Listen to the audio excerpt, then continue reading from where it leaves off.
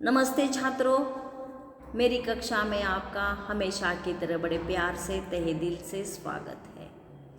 रैयत शिक्षण संस्था सातारा रैयत ऑनलाइन स्कूल एजुकेशन रोज़ प्रकल्प 2021-22 सद्गुरु गाडगे महाराज कॉलेज कराड़ से मैं अध्यापिका माधुरी सावंत कक्षा 11वीं विषय हिंदी लेकर आई हूँ। आज मैं आपको तत्सत जैनेन्द्र कुमार का ये पाठ मतलब कहानी प्रतीकात्मक कहानी है, इस कहानी को समझाने वाली हूँ। तत्सत का मतलब है वही सत्य है जो हमें आँखों से दिखाई देता है। हमेशा की तरह लेखक का परिचय। जैनेन्द्र कुमार जी का जन्म 2 जनवरी 1905 को अलीगढ़ उत्तर प्रदेश में हुआ। प्रारंभिक शिक्षा ऋषभ ब्रह्मचार्य आश्रम हस्तिनापुर में हुई। उच्च शिक्षा के लिए काशी हिंदू विश्वविद्यालय में प्रवेश लिया था, लेकिन 1920 में असहयोग आंदोलन जो महात्मा गांधी जी ने छेड़ा था, उस आंदोलन में सहभागी होने के कारण उन्होंने अपनी पढ़ाई बीच में ही छोड़ दी। अब हिंदी उपन्यास के इतिहास में मनोविश्लेषणात्मक परंपरा के प्रवर्तक माने जाते हैं। आपकी कहानियाँ किसी न किसी से ऐसे मूल विचार तत्व को जगाती है जो जीवन की समस्या की अतल स्पर्शी गहराई में सोई रहती है। अतल स्पर्श यानी कि जो तल को स्पर्श करने वाली गहराई, वहाँ तक पहुँचाने के जो पाठक होते हैं उनके साहित्य में गोता लगाते हैं, समझ जाते हैं। आप पद्म विभूषण से सम्मानित हैं। जैनेन्द्र जी की मृत्यु 1988 में हुई।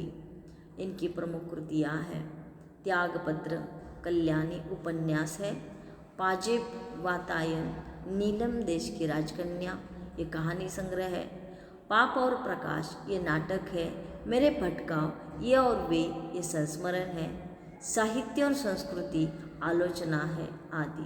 देखिए छात्रों, इनकी प्रमुख कृतियों के बारे में आप अच्छी तरह से याद रखें। अलग अलग विधा में साहित्य निर्मित करने वाले हमारे जैनेन्द्र कुमार जी साहित्य आकाश के चंद्र के रूप में भी इन्हें माना जाता है।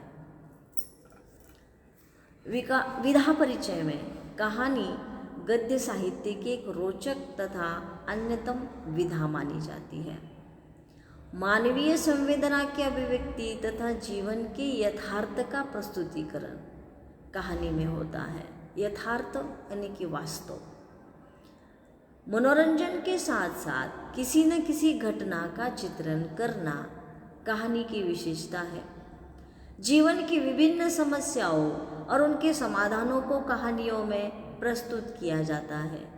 समाज में व्याप्त कुरीतियाँ, रूढ़ियाँ, आडंबर यानी कि दिखावा, इन्हें समाप्त कर श्रेष्ठ समाज की स्थापना करना कहानी का मूल उद्देश्य होता है। पाठ परिचय में प्रस्तुत कहानी यानी कि तत्सत कहानी प्रतीकात्मक कहानी है। सृष्टि निर्माता के प्रतीक वन में मौजूद जीव जंतु तथा वनस्पति भी विशिष्ट प्रवृत्तियों के द्योतक है। बुद्धि, शक्ति तथा ज्ञान के अहंकार में चूर मनुष्य स्वयं को सबसे श्रेष्ठ समझता है। प्रस्तुत कहानी के माध्यम से लेखक बताना चाहते हैं कि प्रकृति द्वारा निर्मित पेड़ पौधे, पशु पक्षी, इंसान अपनी अपनी जगह पे उनका महत्व है। सभी का अस्तित्व इस सृष्टि के लिए अर्थपूर्ण है, पर अंत में सभी को उस सर्वशक्तिमान के अस्तित्व को स्वीकार करना ही पड़ता है और यही सृष्टि का अंतिम सत्य है। अब देखिए छात्रों, आप अपनी किताब में देखिए, जो पाठ है किताब आप लोगों के सामने है। एक गहन वन में 2 शिकारी पहुँचे। पुराने शिकारी थे। शिकार की टोह यानी की तलाश दूर दूर घूमे थे, लेकिन ऐसा घना जंगल उन्हें नहीं मिला था। देखते ही जी में दहशत होती थी। वहाँ एक बड़े पेड़ की छाँव में उन्होंने वास किया। और आपस में बातें करने लगे। वास किया यानी कि वहाँ पे रुके। एक ने कहा, ओह कैसा भयानक जंगल है। दूसरे ने कहा, और कितना घना। कुछ देर बाद विश्राम करके वे शिकारी आगे बढ़ गए। उनके चले जाने पर पास के शीशम के पेड़ ने बर्ड से कहा, बड़दादा अभी तुम्हारी छांव में ये कौन बैठे थे? वे गए। बर्ड ने कहा, हाँ गए। तुम उन्हें नहीं जानते हो? शीशम ने कहा, नहीं। वे बड़े अजब मालूम होते थे। कौन थे दादा? पहले कभी नहीं देखा उन्हें। दादा ने कहा, जब मैं छोटा सा था तभी इन्हें देखा करता था। इन्हें आदमी कहते हैं। इन्हें पत्ते नहीं होते हैं, तना ही तना होता है। देखा वे चलते कैसे हैं? अपने तने की 2 शाखाओं पर ही चलते रहते हैं। न कि इंसान, न कि आदमी पैरों पर चलता है। तो ये पेड़ पौधे कहते हैं कि देखिए, बड़दादा शीशम से कहता है कि आदमी अपनी 2 शाखाओं पर चलता रहता है। मनुष्य का इंसान वर्णन यहाँ पे इस तरह से शीशम के साथ करते समय ये किया हुआ है। देखिए, आप लोगों को आकृति पूर्ण कीजिए संजाल में, जबकि पेड़ का वर्णन बड़दादा ने कैसे किया है या आदमी कैसा होता है, यह बताते समय आप लोगों को यह बातें ज़रूर याद रखनी है। तो देखिए छात्रों, एक गहन वन में 2 शिकारी पहुँचे। गहन यानी कि गहरे वन में, वन यानी कि जंगल में 2 शिकारी पहुँचे जो शिकार करने की आदत उन्हें बहुत पुरानी थी, लेकिन आज बहुत दूर दूर घूमते घूमते आए थे। लेकिन आज तक उन्होंने इतना घना जंगल कभी नहीं देखा था। इतना घना जंगल देखने के बाद आज उनके मन में एक दहशत हो गई थी, मतलब डर सा लगने लगा था।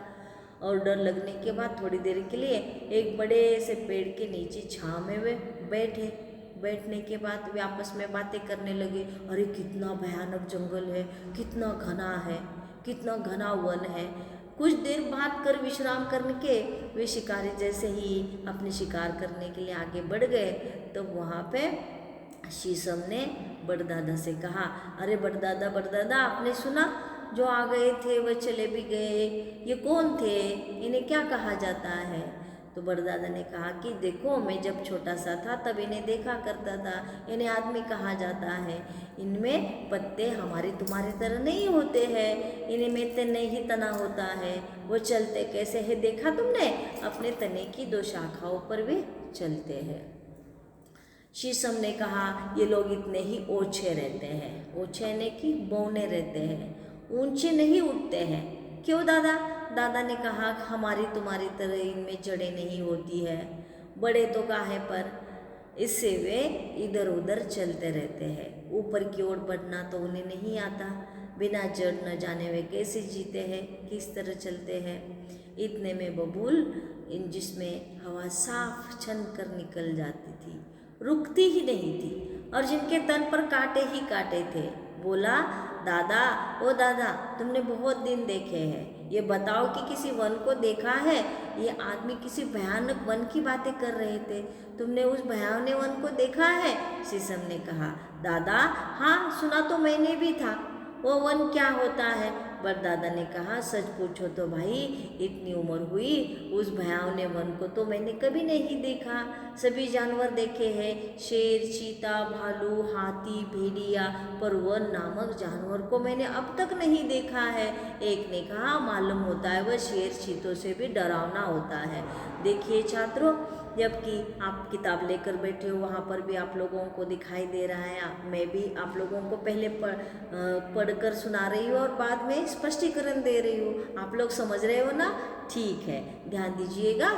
तो शीशम ने जब बड़दादा से कहा कि अरे देखो, ये आदमी है ना, कैसे होते हैं, ये छोटे ही छोटे रहते हैं हमारे पेड़ों की तरह, और वो लंबे होते ही नहीं, ऊंचे उठते ही नहीं है। हमारी तुम्हारी तरह उन्हें बढ़ना आता ही नहीं है। और हमें जैसे जड़ है, हम एक ही जगह पे खड़े रहते हैं, उसे उसी तरह से आदमी को जड़ ही नहीं होती है। इतने में बबूल, जिसके पास कांटे ही कांटे थे, वो बोलता है, जिसमें से साफ छन कर हवा निकल जाती है, क्योंकि उसके पास कांटे हैं। जो पत्ते होते हैं वो भी बहुत छोटे छोटे होते हैं, इसलिए उसमें हवा रुकती ही नहीं है। ये बबूल की विशेषता है। तो बबूल कहता है, अरे ये तो भयानक वन की बात कर रहे थे, ये वन क्या होता है? अरे बड़दादा, तुमने तो मतलब हमने भी आज तक शेर, चीता, भालू, हाथी, भेड़िया सब कुछ देखे हैं, लेकिन वन नामक जानवर को अब तक नहीं देखा है। एक ने कहा, मालूम होता है। अरे बाप रे, ये शेर और चीते से भी भयानक होगा, डरावना होगा। देखते हैं, हम जिज्ञासा लेकर बैठे हैं, अब जानने की कोशिश करेंगे कि कौन कौन इस वन को जानता है। हम पूछेंगे, जो हमारे सामने आएगा हर एक से पूछताछ करते चले जाएंगे। बड़दादा ने कहा, डरावना जाने तुम किसे कहते हो? अरे हमारी तो सबसे प्रीति है। बबूल ने कहा, दादा प्रीति की बात नहीं है, मैं तो अपने पास कांटे रखता हूँ। पर वे आदमी वन को भयावना बताते थे। जरूर वो चीतों से बढ़कर होगा। दादा, सो तो होगा ही होगा। आदमी एक टूटी सी टहनी से आग की लपट छोड़कर शेर चीतों को भी मार देता है। उन्हें ऐसे मरते आपने देखा है।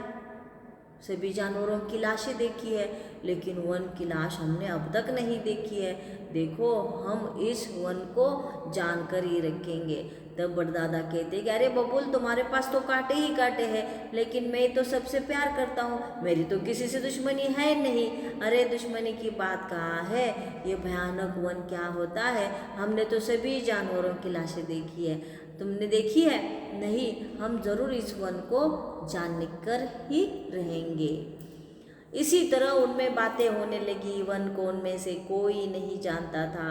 आसपास जो खड़े पेड़ है, साल है, सेमर है, सीरस है, सब उस बातचीत में हिस्सा लेने लगे। वन को कोई मानना नहीं चाहता था, किसी को उसका कुछ पता भी नहीं था। उसका डर सबको लगता था। इतने में पास ही जो बांस खड़ा था, वह जरा हवा आने पर उसमें आवाज़ आती थी, खड़खड़ खड़खड़ करने लगता था। उसने अपनी जगह से ही सीटी बजाई और कहा, मुझे बताओ क्या बात है? मैं तो अंदर से बोला हूँ, मैं बहुत जानता हूँ। बड़दादा ने गंभीर वाणी से कहा, अरे तुम तीखा बोलते हो। बात यह है कि बताओ, तुमने वन देखा है?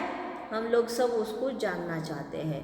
बांस ने अपनी रीति सी आवाज़ में कहा, मालूम होता है, वैसे तो हवा मेरे भीतर से वन वन वन वन करके निकल जाती है, वो रुकती ही नहीं है, वो ठहरती नहीं है। बड़दादा ने कहा, वंश बाबू, तुम घने नहीं हो, सीधे ही सीधे हो। कुछ भरे होते तो दूसरों के सामने झुकना जानते। अब देखिए छात्रों, यहाँ पर वंश बाबू ने कि वह जिसे मराठी में बाम्बू कहा जाता है, बेत कहा जाता है, उसकी विशेषता मतलब देखिए कि पाठ की शुरुआत में ही कहा है कि हर एक जो पशु पक्षी, इंसान, वनस्पति, सबकी अपनी अपनी विशेषता है, सबके पास अपने अपनी खुद की जानकारी बहुत है।